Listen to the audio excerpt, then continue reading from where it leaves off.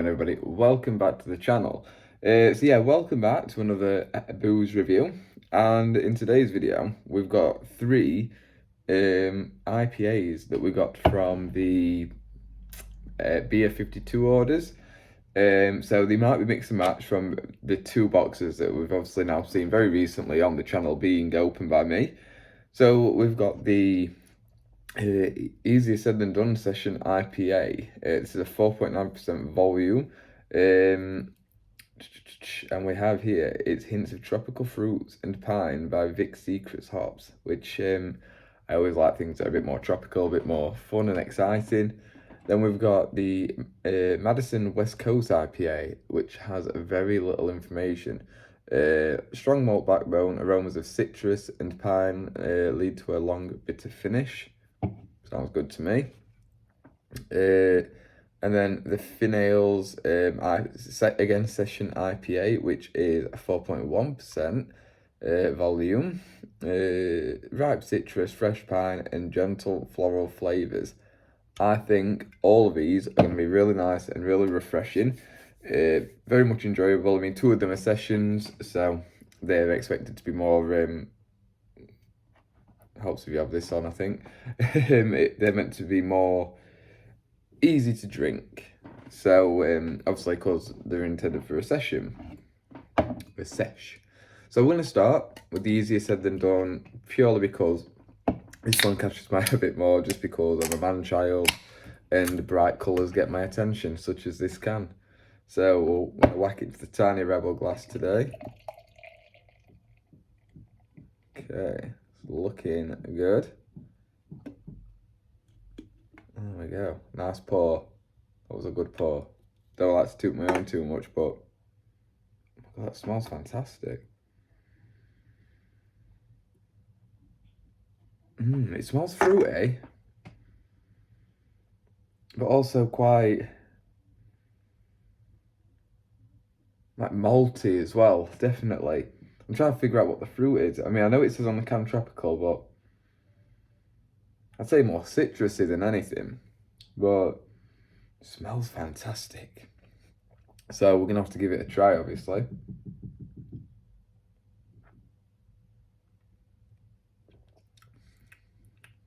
Oh my God, that's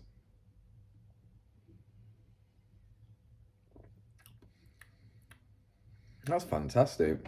It actually tastes, and this is going to be a strange one, but if you've ever tried Calpol, I don't know where you're watching this from, but obviously if you're from England or Britain or whatever, you're familiar with that. That's a kid's paracetamol medicine, which is obviously liquid form, and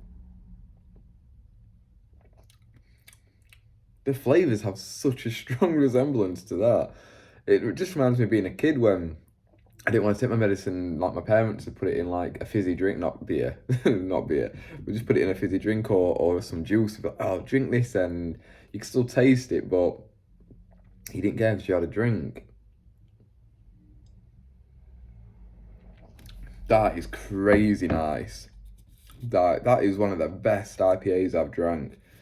It's dangerous or not. That's 4.9% as well. And it's very easy to drink, smooth, not even remotely bitter. I'm just reading the back of it again, and yeah, it just says tropical fruits and pine, and I can definitely agree with that. That is absolutely fantastic. I'm going to be looking out for this, just purely because of how good it is to drink. Up, we've got the Madison West Coast IPA, which it's got a lot to follow up off of.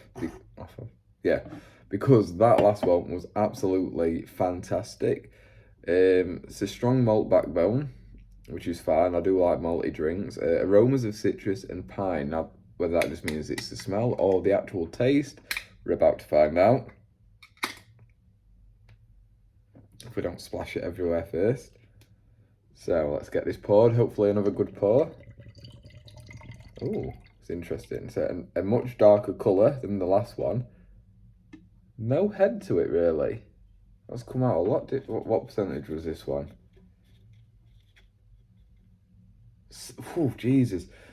This is 7.3%, so I'm not surprised this didn't come out with a bit more of a head.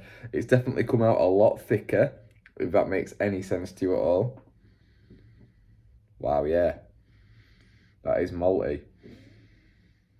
That smells like... Oh, I don't know how to explain it. I'd say just definitely like very malty, like copper, like, you know, like a 2p coin that's been held in your hand a bit too long. Let's give it a try.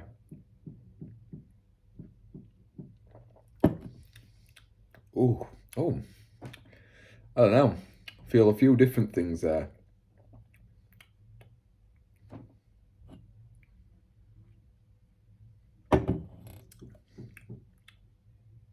What's that taste? I mean, don't get me wrong, the malt and like that little bit of like that coppery taste is coming through that I could smell, but also reminds me a bit like burnt toast in a way.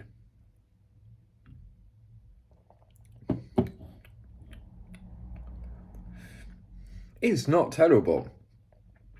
I wouldn't go out my way to buy this again.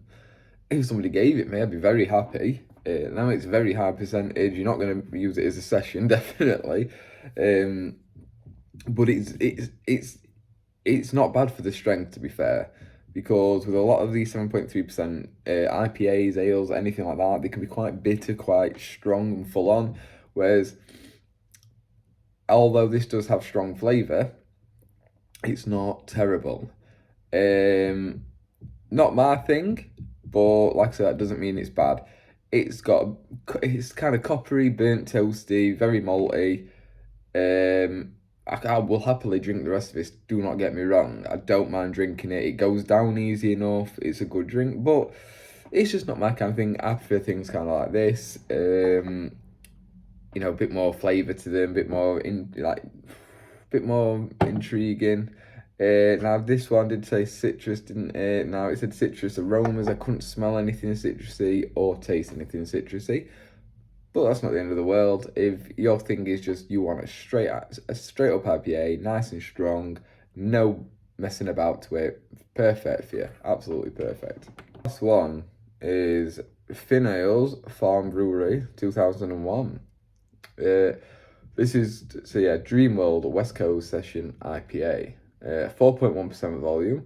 West Coast Session IPA with ripe citrus, fresh pine, and gentle floral flavours on top of smooth malt body before a clean finish with refreshing, balanced bitterness. I feel this one's going to pour very much like the first one. Because I feel like this has gone more for flavour and overall enjoyment, whereas the second one's more probably a seasoned drinker just having the one, or properly, like, not seasoned drinker, a seasoned person, should I say. Older. Definitely older. Okay. Poured kind of similar. It's a lot darker though. A lot darker than the first one.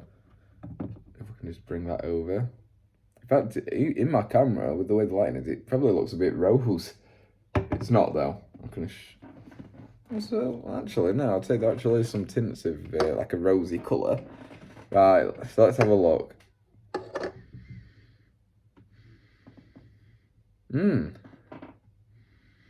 Yeah, that's definitely is citrusy again in flavour. That smells nice. I'm intrigued. Let's give it a taste.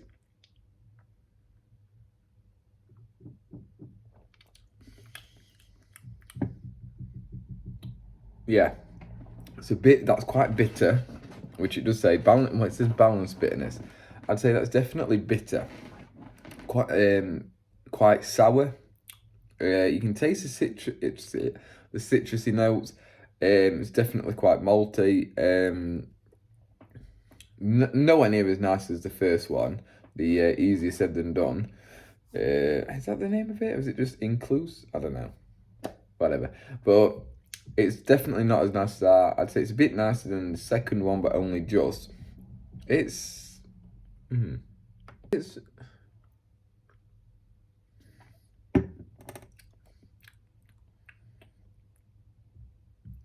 Yeah, I'd say it's just quite bitter and sour. So that would be my like take from this. But yeah, 100%. If you're gonna get one of these three, go for this one. This one was absolutely bad boy. Like absolutely fantastic. And I'm definitely going to be looking out for this, even if I have to just go on Amazon and have a look for it. I'm going to be typing its name in and seeing if I can get like a small multi-pack. You know, normally these fancy ones come in 4-packs, things like that. I'm just trying to see where this one was brewed. I don't know if it's one of the Scottish ones. Because obviously, product of, this is one of the German ones. So this might be a bit more difficult to get hold of, but product of Germany. I don't know. Do you know what? I'll let you know down in the description if I find out where this is actually made and brewed, because, like I say, if I can get all of this, that'd be perfect. But yeah, I hope you enjoyed this video here on a booze review. Let me know what you think down in the comments. Let me know if you've tried any of these beers. Let me know if there's any beers, well, IPAs should I say. Let me know if there's any IPAs you want me to give a go. And yeah, hopefully we'll see you in the next one, which will be up in a couple of days. Thank you so much, and bye-bye.